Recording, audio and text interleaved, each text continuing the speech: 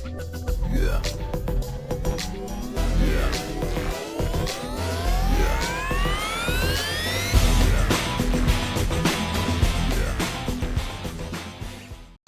Hey everybody, how you doing? We are live with another episode of In the Corner with the Cornerman, Ryan the Mighty Quinn, and boxing royalty, overall royalty as far as I'm concerned, Jeff Mayweather. Jeff, thank you so much for having you on. So before we get Thank you. started, before we get started, I got some things to say about Jeff. Jeff, we worked a little bit together in the past. We hung out a lot. You know, we've got a really good relationship. I was out in Vegas the week that Floyd was going to box Connor, and Jeff and I were hanging out. Then we went to the pre-fight ceremony. I forgot whatever it was, and Jeff ditched me. And here I am in Las Vegas all by myself, no phone. I'm out of In-N-Out Burger. And of course, what am I going to say? There was people swarming. People were just swarming all over the place. I mean, you know, I mean, what am I going to say to security guard? No, I'm with Floyd's uncle. You know, it's like it was just like, all right. And I remember I finally find your car, and I'm like, all right, as long, you got to come back here at some point. He knows I have to go to the airport. It's all good. But I'm trying to like get people's phone. I'm going to be like, hey, can I borrow your phone? And people are like, screw this guy. I'm like, all right, just wait here. I'll just wait here. But all right, before we get into what I really want to talk about, I want to remind people that you're no stranger to mixed martial arts. You've been working with mixed martial artists for a long time. King Mo Lawal extensively, great hands, especially for wrestling. The one that most impressed me that you've worked with was Roy Nelson, someone who's known for his black belt, not built like the stereotypical striker, and he was knocking fools out when you were working with him. Have you worked with anybody else that I can mention that I can't think of that's in mixed martial arts? Um, I mean, Mo and Big Country were more like they were my guys that I actually got a chance to work with. I work with various MMA guys though. I Yeah. mean, just work with them. But I'm talking about far as I was attached to those two. Mm-hmm. So Oh I was in their corner. I didn't just train them. I was in their corner and I was in their training camps. yeah. Mm-hmm. But um, of course, I work with T.J. Dillashaw, um, Castillo. What's his name? Danny. Danny Castillo. Yeah. Danny. Yeah, Danny Castillo. Mm-hmm. Um, Vitor. Okay, I didn't know that. Um, who else? I don't know. I mean, there's so many. I even what's the little short guy? He was really good. Henry Cejudo? No, No. he was back when I was down in when I was Oh, down there training Mo. Kyoji Hiraguchi, Japanese. Might have been Nope. him. Poor guy. Nope. You got to go back a little ways. Yeah, it's gonna come to me, and He was poor real guy. little. He was real little. Uh, that's gonna bother me. I'll think of it. I'll probably come across some picture. Um, now again, back on Big Country, you know, black belt in jiu-jitsu, big guy. You had him at like 500 punches around. You were telling me one time. Is that right? Yeah. Yeah, that's serious. That's serious. But man, when his overhand, especially when he's working with you, like that was what he was known for. Not his grappling, not how big he was, that powerful Yeah. overhand right. And so yeah, you did great there. So all right, so what I want to get in with, it seems to happen every few years. It's happening again right now. It's always a trend. Mixed martial arts fighters calling out boxers. Right. Let's start from the way beginning. You know, it's obviously MMA always kind of takes. Now, I don't want to say boxing personally, but they always they always feel like there's something to prove to boxing. You know, whether it's the money Right. involved or the tradition, history. It's just the way it is. Um, Now, to go way back, it started Hoist Gracie, Mike Tyson. Everyone wanted to see that fight. Fast forward about 8, 10 years, then it's Anderson Silva, Roy Jones Jr. Everyone wants to see that fight. Um, then we go forward a little bit. Now, those were supposed to be MMA or modified rules. That's what they wanted. That's what those fights were going to agree on. Dean Thomas actually challenged Ricardo Mayorga to a boxing fight. He was the first mixed martial artist to do that. Now, around that same time, that got quickly kind of muffled. But I was like, all right, cool, that's cool. Now, because James Toney fought Randy Couture in mixed martial arts, more power to James Toney. Actually, that was really exciting when that happened. And then, of course, you got 8 years after that, the big money Floyd Money Mayweather against Conor McGregor. Everyone, I mean, that doesn't really need to be spoken about. That was Right. just beautifully done, on all aspects. Um, the the biggest striker in MMA, biggest name in MMA, fought the biggest name or best pound for pound boxer of all time in boxing. Um, and now we got it again with Kumaru Usman. His manager has called out, or him and his manager have called out Canelo Alvarez, and we got two right now, and then Francis Ngannou versus Tyson Fury. Now, these two made me realize when these fights are happening, it's not just oh, you know what, I want to fight the best boxer. This is what usually happens. It usually happens when an MMA division has recycled, a fighter has recycled the division, and they got no names to fight for let's just say the next 6 months because contenders have to figure themselves out.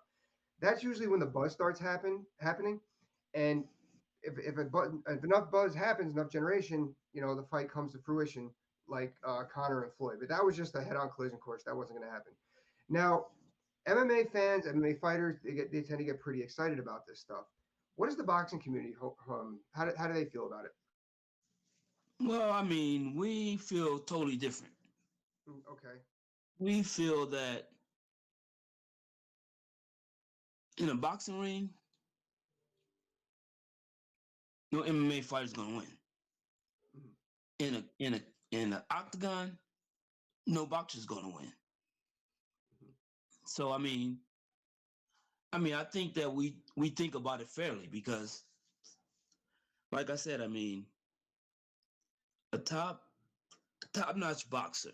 I'm talking about like a Canelo Mhm. versus what's this guy's name? Usman, something Yeah, like that.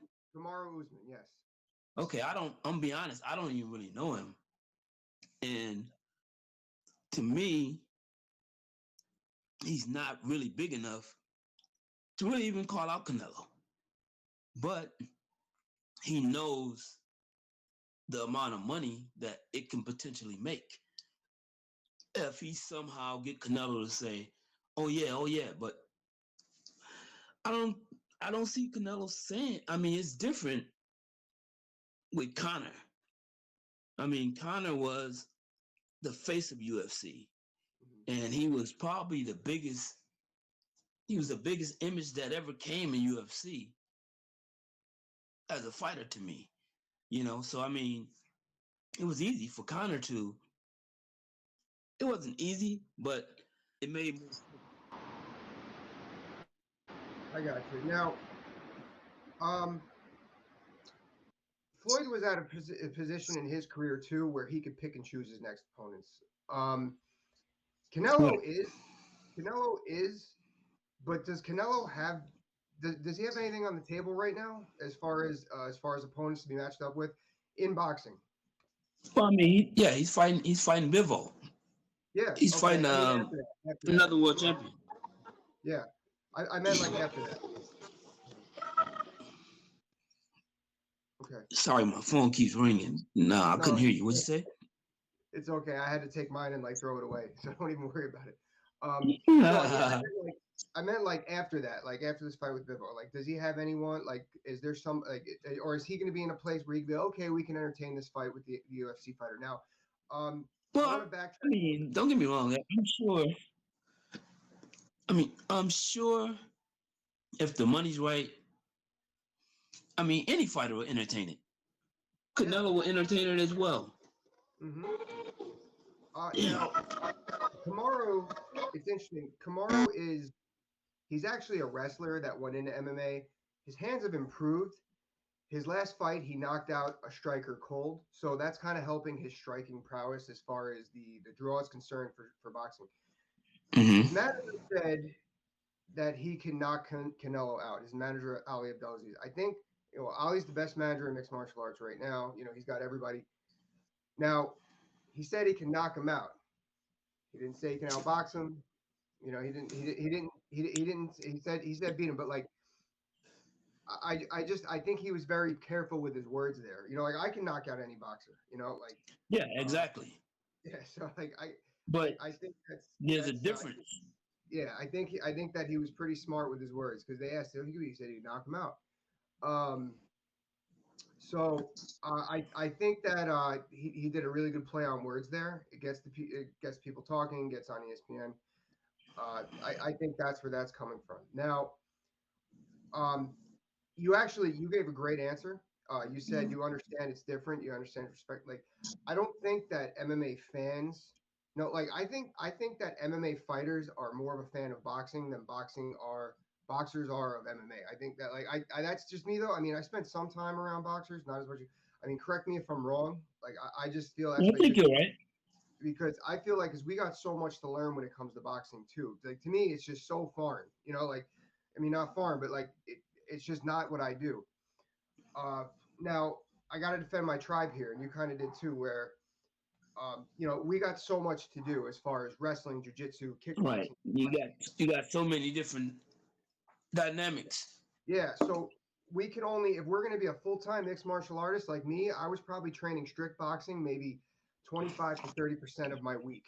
You know, so like Mhm. that's where like, but at the same time, like it's almost like some of these MMA fighters they respect that, but they don't realize that. You know, like I remember when I would train when I first started training boxing, I went down to work with Aaron Davis in the Bronx, and I was getting smoked by these small guys. I was like, oh man, I'm just trying to like hold them in the corner, like oh, and I'm like, man, I can't go work. I can only work here twice a week. I can't do, and like it's just it's got to add up, and even like I think we've had similar conversations of this before, but like that's what it is. So now that I'm saying that, I like talking about training on this a lot too.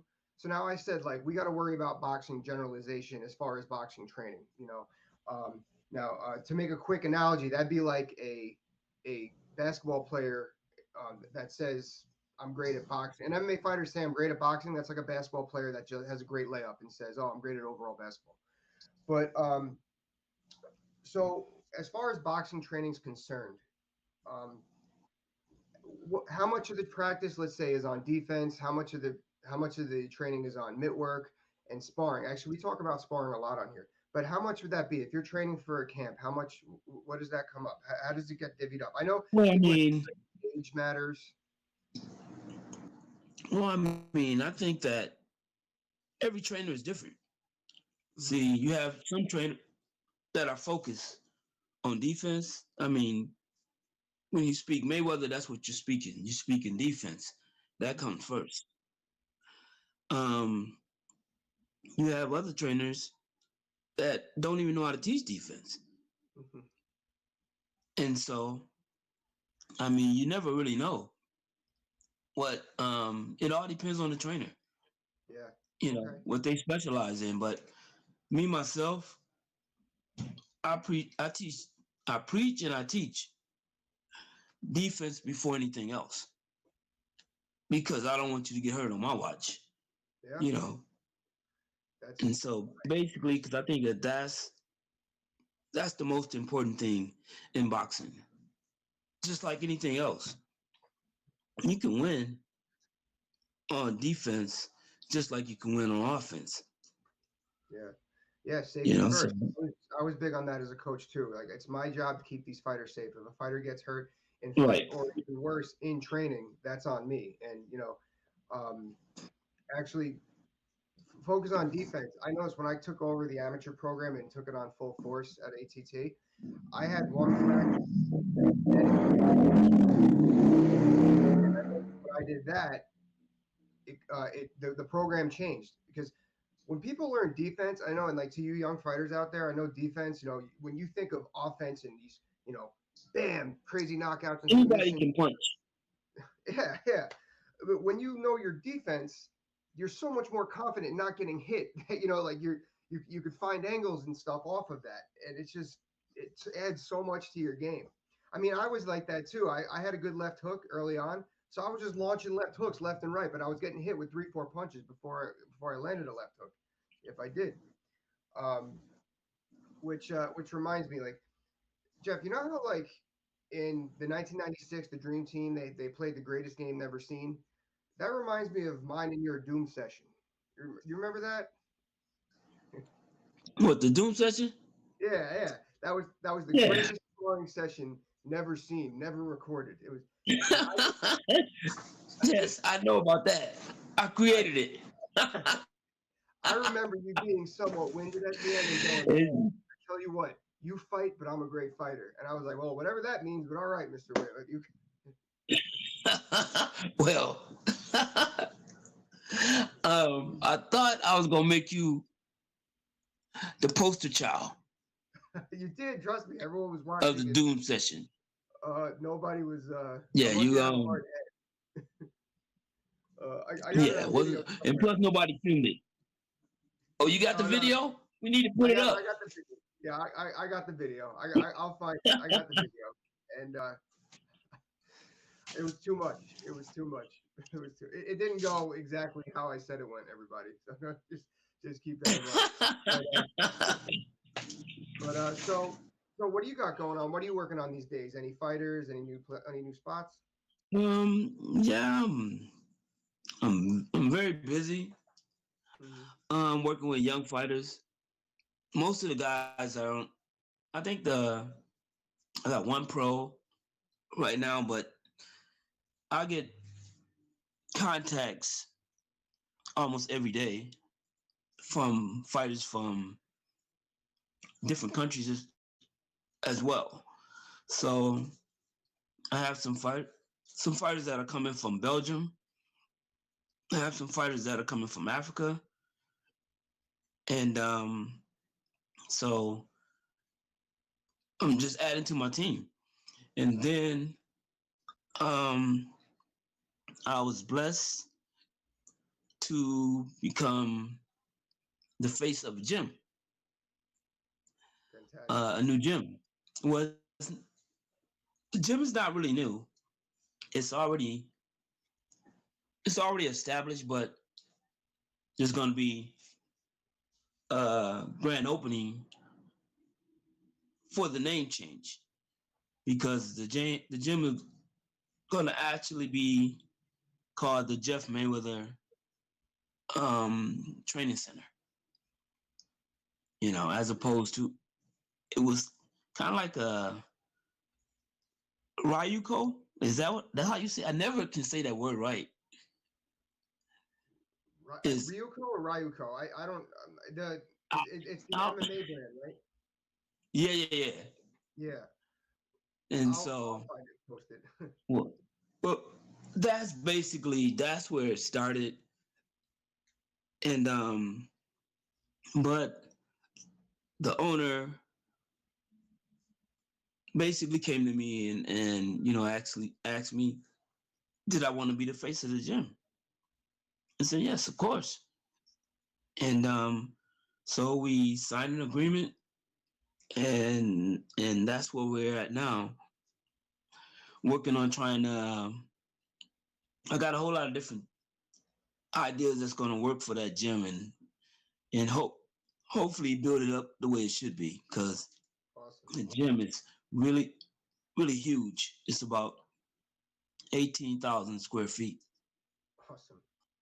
Yeah, so it's a very big gym, and I'm looking forward to trying to elevate that gym to another level. So this is going to be another strict boxing gym, or is there like a fitness center? That's a big spot. That's a big spot. No, it has MMA, Oh, jiu-jitsu, karate, judo, strength and conditioning, boxing. What else? I know I missed something. Oh, taekwondo. Taekwondo. Nice, nice. Yeah, there is a Yes, difference. Karate and it Taekwondo. has everything. Yeah, it had everything combat. Awesome. Well, I can't wait to check it out. That's awesome. That's always fun. Something new, and then building up from the bottom, and then especially when you start winning, like it's great. So, Jeff, Right. thank you so much, man. Thank you so much for being here. It's so good to see your handsome face again. And when I'm out in Thank Vegas, you. I'm definitely gonna hit that up, man. You and I are gonna get some In-N-Out burger, or maybe you come here, you stick it in your suitcase like you promised me that one time, but you didn't. Ain't gonna be no good when I land. So thank you so much, Jeff.